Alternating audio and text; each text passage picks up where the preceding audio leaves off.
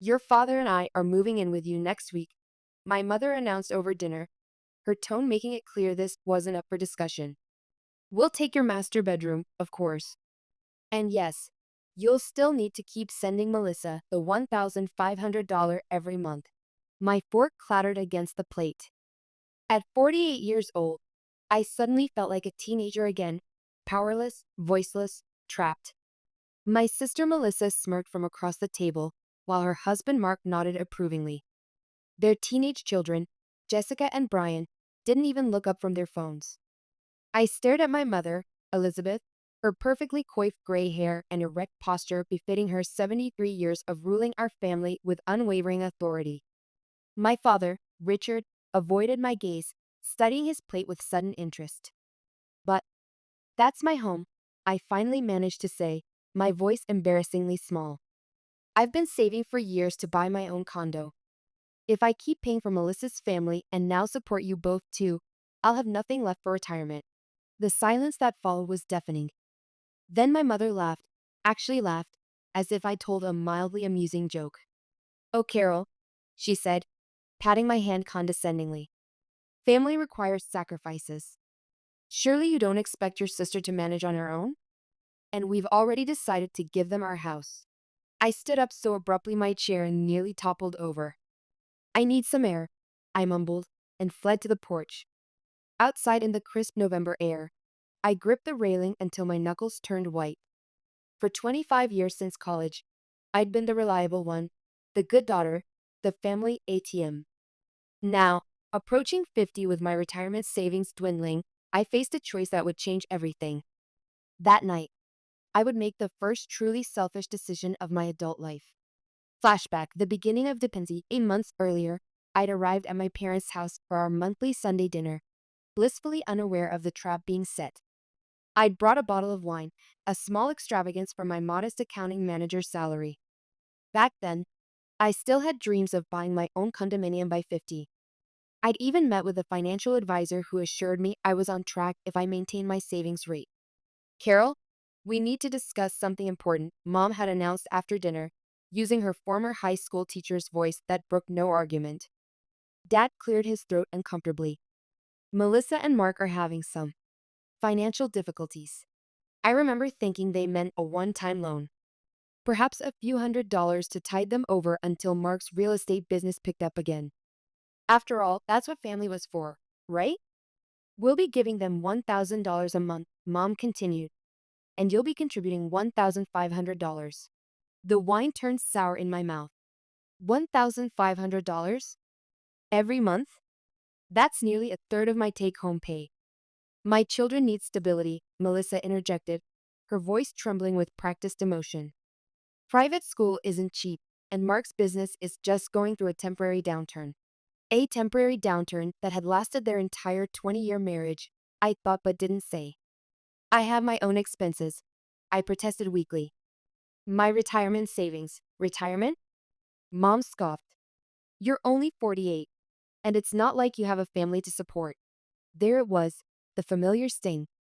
My choice to focus on my career rather than marriage was regularly wielded as evidence of my lesser worth in the family hierarchy.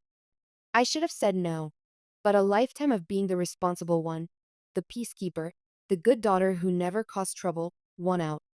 How long will this arrangement last? I asked instead.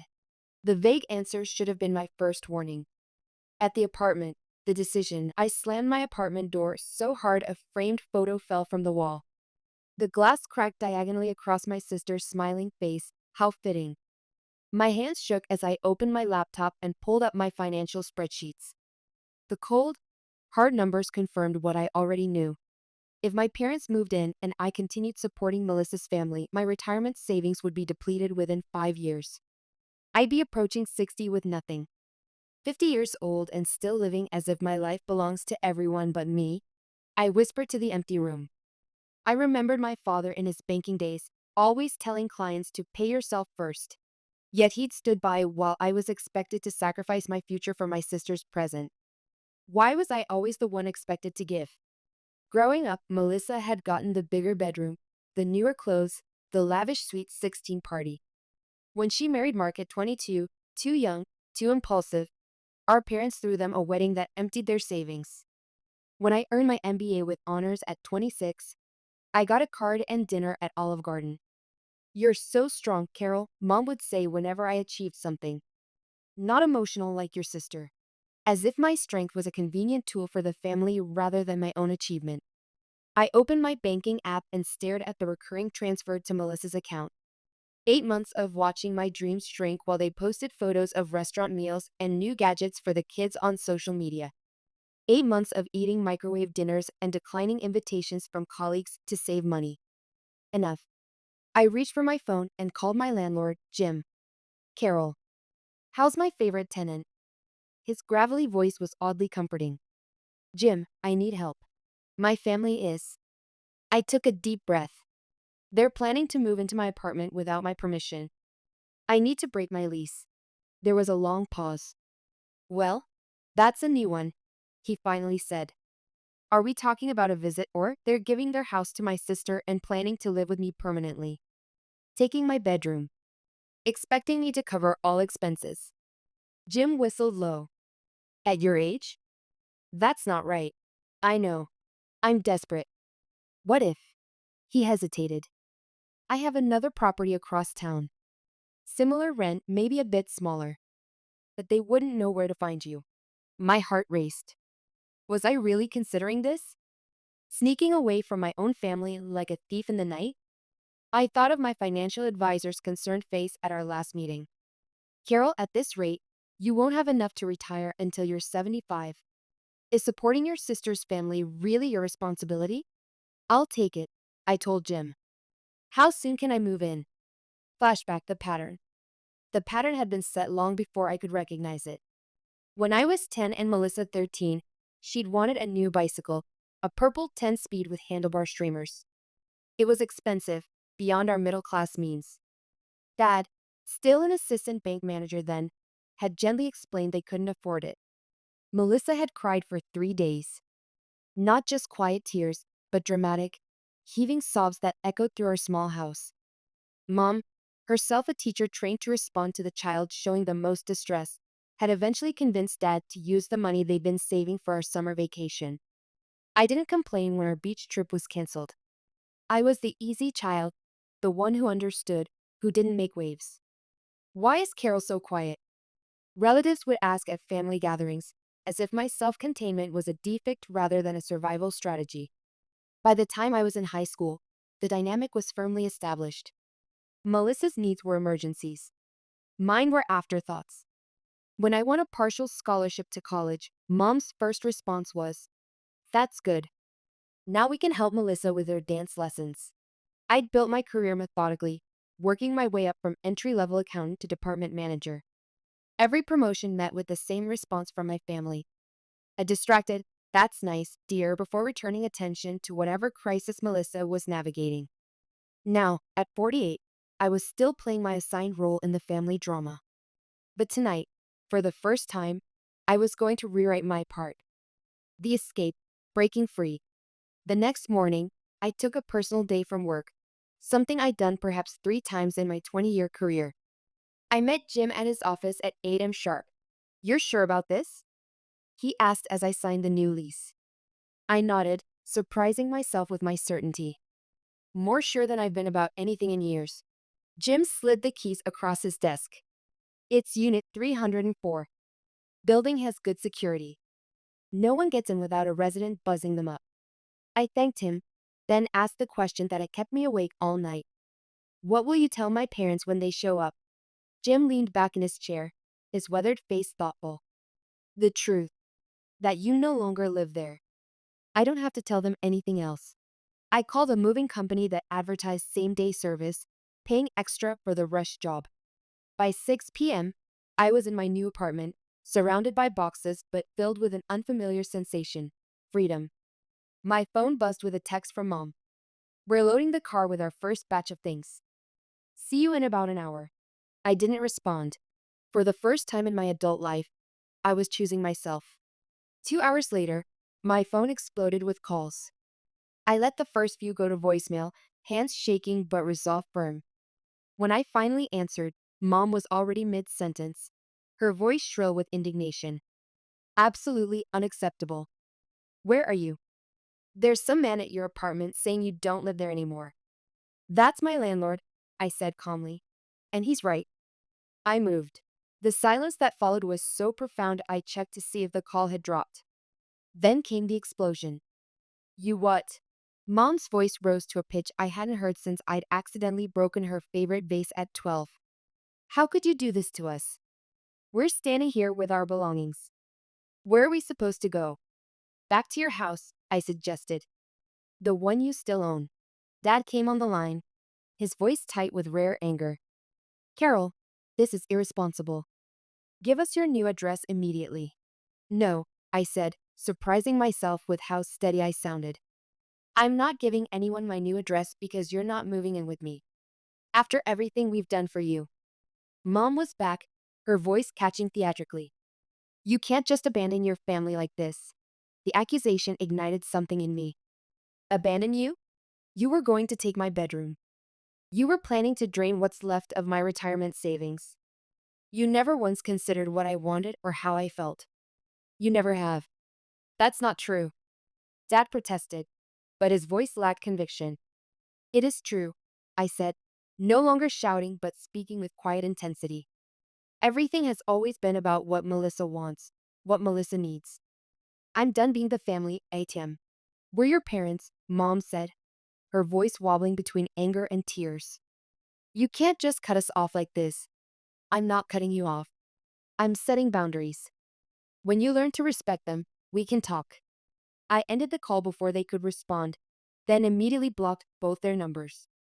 My hand was still on the phone when it rang again. Melissa. What the hell is wrong with you? She screeched without preamble. Mom and Dad are coming back to our house now. This is so unfair. You need to take them. No, I said, my voice firm. And effective immediately, I'm no longer sending you money each month. You can't do that. Her voice rose to a panicked pitch. We depend on that money. The kid's tuition is due next week.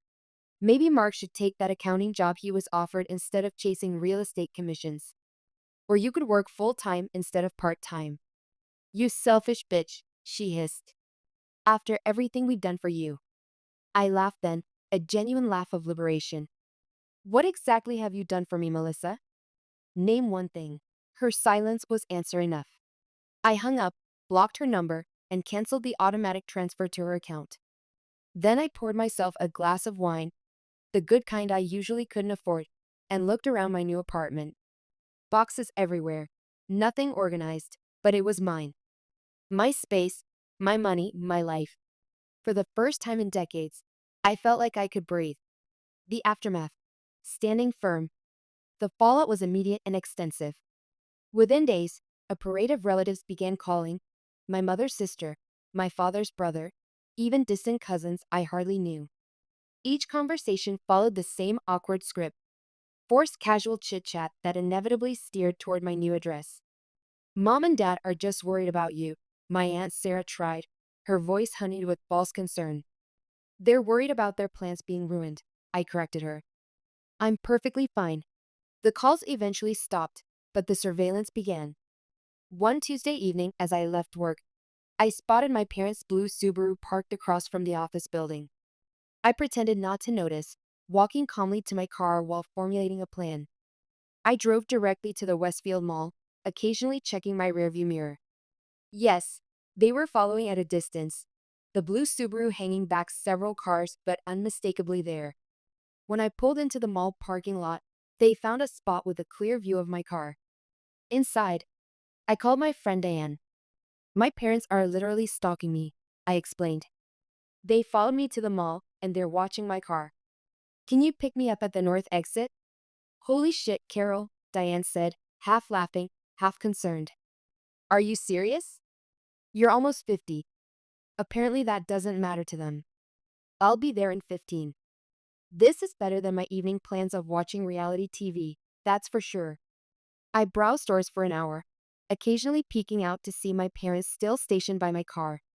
When Diane texted her arrival, I slipped out the north exit. Get in, we're escaping the world's oldest helicopter parents, she said as I climbed into her car. We burst into laughter that had an edge of hysteria. I can't believe this is my life, I said once I caught my breath. My own parents are stalking me. Have you considered a restraining order? Diane asked, only half joking. Let's hope it doesn't come to that, I said, though the thought had crossed my mind. The surveillance attempts continued for weeks. My parents tried following me from work twice more. They enlisted more relatives to call with increasingly transparent excuses. Each time, I held firm. Eventually, the attempts stopped. The silence felt strange at first, but quickly became liberating. For the first time in my adult life, I wasn't constantly anxious about family obligations or unexpected financial demands. I started putting the $1,500 I used to send Melissa into my retirement account each month. I joined a book club without worrying about being called away for a family emergency. I bought a comfortable new couch without feeling guilty for wasting money on myself. I was happy, genuinely, contentedly happy. Flashback, the seeds of change. Looking back, there were moments when I could have changed our family dynamic, tiny windows of opportunity I was too conditioned to recognize. When I was 35 and received a significant promotion, Dad had taken me aside at a family dinner. I'm proud of you, Carol, he said quietly, his eyes sincere. You've built something substantial on your own. Instead of accepting his praise, I deflected. It's nothing special. Just doing my job. Why had I minimized my own achievements? Perhaps because acknowledging my success meant confronting the unfairness that despite my hard work, Melissa would always be the emotional center of our family universe. There was also the time Mom had called me in tears after Melissa and Mark had another financial crisis. I don't know what to do anymore, she confessed. They never learn. That had been a moment to suggest boundaries, to help my parents see the enabling pattern. Instead, I'd comforted her and later sent Melissa money to help out, reinforcing the very cycle that was draining us all. Now I wondered, had my compliance been as much a problem as their demands? By never saying no, had I helped create the very situation I resented? These questions lingered as December arrived, bringing with it the inevitable holiday complications. The reconciliation, on my terms, 2 weeks before Christmas, an email arrived from Mom. Carol, I hope this email finds you well. It's been several months since we last spoke, and your father and I have had a lot of time to reflect on our actions. We realize now that we overstepped boundaries and didn't consider your feelings. For that, we are truly sorry. Melissa wanted me to tell you that she's taken a full-time position at the elementary school as an administrative assistant. Mark has accepted a staff accounting position with a steady salary.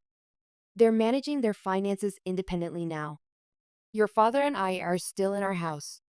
After you left, we realized how unreasonable our expectations were. We should never have tried to force ourselves into your life that way.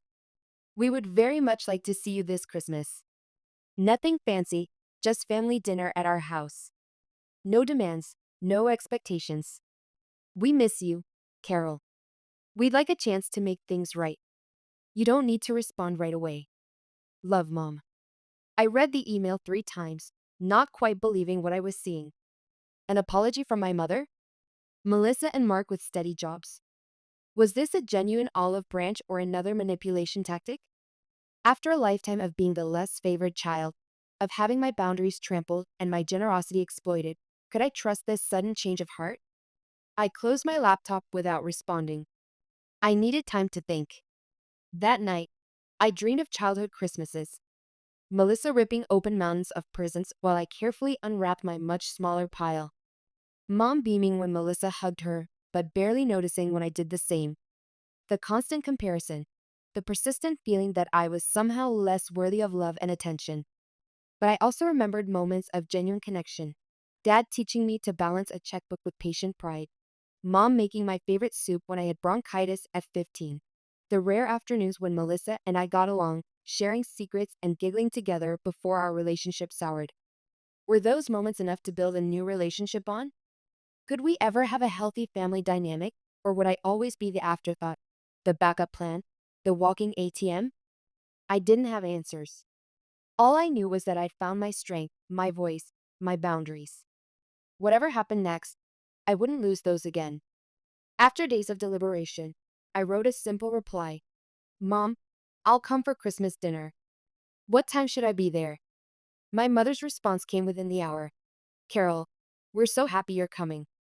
Dinner will be at 5. Your father is making his special prime rib. Just bring yourself. No gifts necessary. Love, Mom. The no gifts necessary part caught my attention. Usually, our family made a big deal about expensive presents, especially for Melissa's children. This was different. Christmas Day. A new beginning.